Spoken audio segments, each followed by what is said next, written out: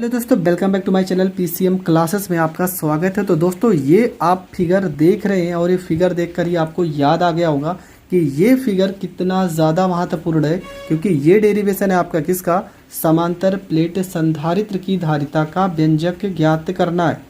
तो ये डेरिवेशन आज हम बहुत ही सरल तरीके से समझेंगे। इस वीडियो के इस लेसन के मैंने 2 पार्ट पहले से बनाए हैं, डिस्क्रिप्शन में लिंक है, नहीं तो प्ले लिस्ट में जाकर आप देख सकते हैं। तो आज इस डेरिवेशन को बहुत ही सरल तरीके से क्लियर करेंगे। आप वीडियो के लास्ट तक बने रहना, 100% आपको हर एक टॉपिक बहुत अच्छे से समझ में आएगा।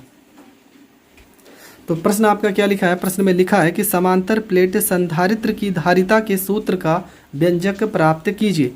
तो प्रश्न इस तरह से लिखा रहेगा, और भी प्रश्न बहुत तरीके से लिखे रहेंगे कि समांतर प्लेट संधारित्र के व्यंजक ज्ञात कीजिए, सूत्र का स्थापना कीजिए। जब भी आप क्वेश्चन बैंक खरीदोगे ना, तो बहुत तरह से प्रश्न लिखे होंगे, पर आपको हल जैसे मैं बता रहा हूँ सेम ऐसे ही हल करना है, आपको पूरे के पूरे नंबर मिल जाएंगे। तो आपको ये फिगर याद होना चाहिए। यहाँ पर एक प्लेट बना देंगे, प्लस क्यू आवेश है, यहाँ पर एक प्लेट बना देंगे, माइनस में क्यू आवेश है, और बीच में यहाँ पे वायु या निर्वात है। ठीक है, बीच में कोई भी पदार्थ नहीं रखा है। मैं पहले बता रहा हूँ कि यहाँ पर वायु या निर्वात है, बस इतना आपको पता होना चाहिए। ये आपका वैद्युत रोधी स्टैंड है, और यहाँ पर दूसरी प्लेट को हम पृथ्वी के सहारे जोड़ देते हैं।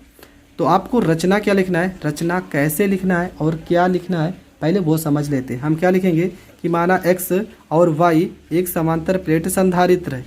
माना x और y एक समांतर प्लेट संधारित्र है, जिसका समान क्षेत्रफल कितना है, a है। मान लेते हैं यहाँ पे जो इसका क्षेत्रफल होगा वो होगा a।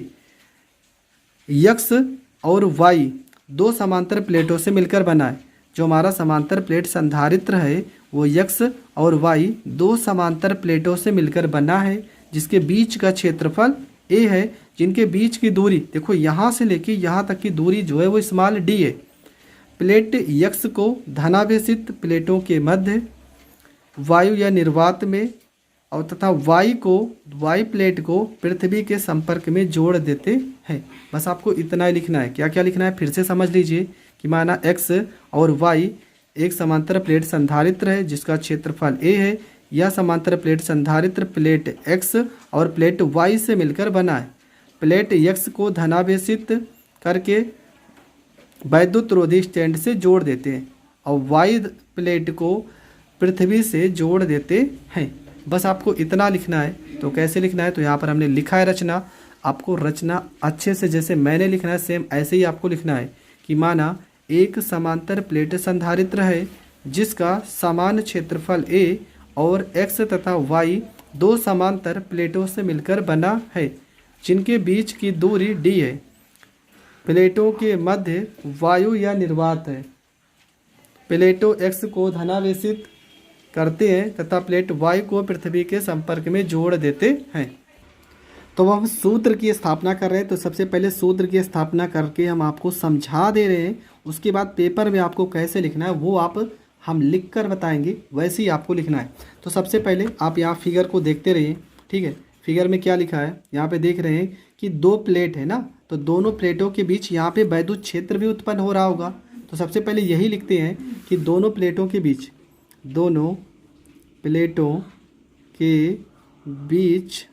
वैद्युत क्षेत्र की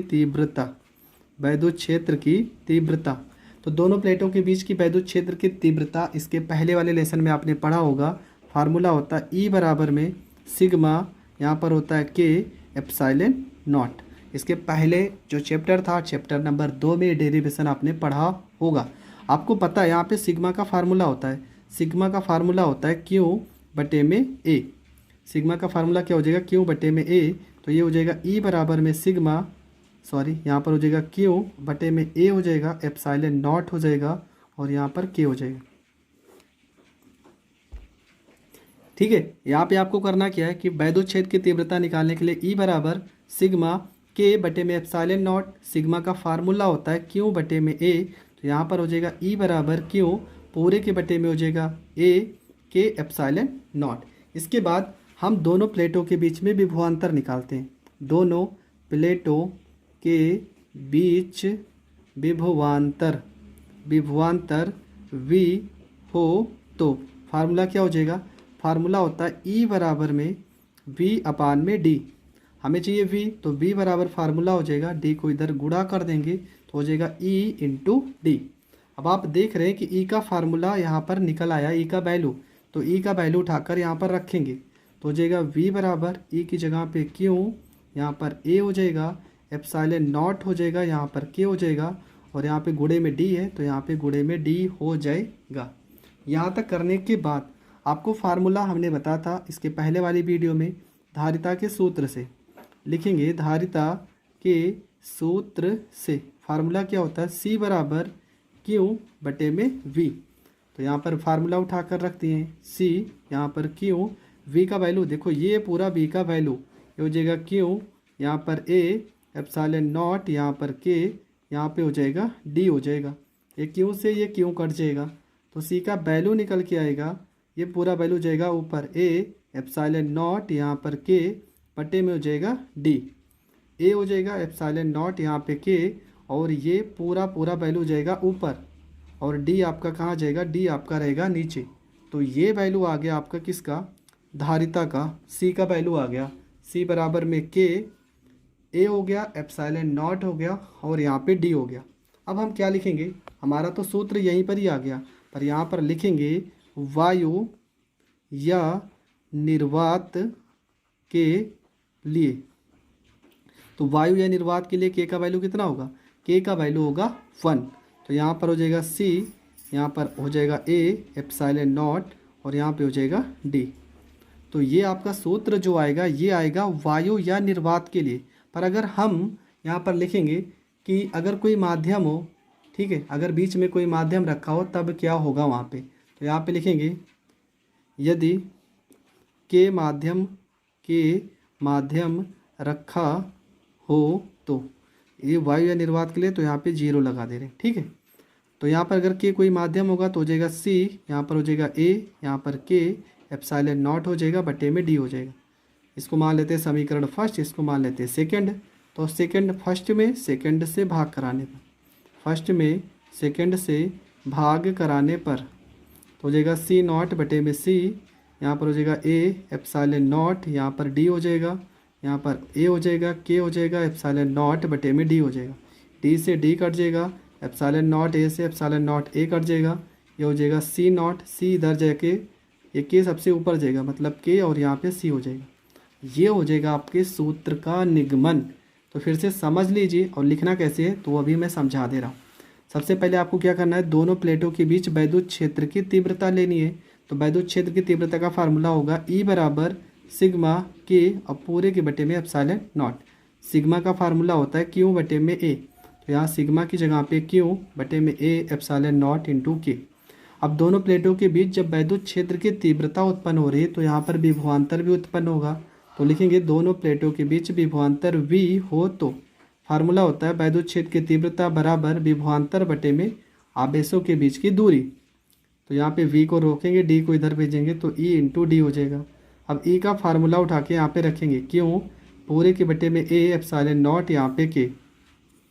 धारिता के सूत्र से फार्मूला क्या हो जाएगा, C बराबर Q बटे में V, और ये B का पूरा मान उठाकर यहाँ पर रखेंगे B की जगह पे, तो Q से Q कट जाएगा, A एप्सिलॉन नॉट के ये जाएगा ऊपर, और D आपका बटे में है तो बटे में हो जाएगा।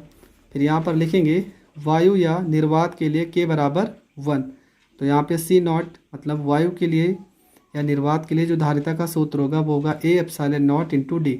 यदि K माध्यम रखा हो बीच में तो फार्मूला हो जाएगा C, यहाँ पर A K एप्सिलॉन नॉट बटे में D। समीकरण फर्स्ट में अगर सेकंड से भाग करते हैं तो वायु या निर्वात के लिए जो प्रकार धारिता का सूत्र होगा वो परावैद्युतांक माध्यम और किसी माध्यम के गुणनफल के बराबर होगा। तो ये आपको लिखना कैसे है, चलो वो मैं आपको दिखा रहा हूँ, ठीक है। तो यहाँ पे हमने क्या लिखा था सबसे पहले कि दोनों प्लेटों के बीच वैद्युत क्षेत्र की तीव्रता, फार्मूला क्या हो जाएगा, ई बराबर में सिग्मा बटे में के एप्सिलॉन नॉट। फिर हमने यहाँ पर बताया था कि सिग्मा का फार्मूला होगा क्यू बटे में ए, तो सिग्मा का फार्मूला भी हम यहाँ पर रख देंगे, ठीक है। यदि दोनों प्लेटों के बीच विभवांतर V हो तो E बराबर B अपान में D।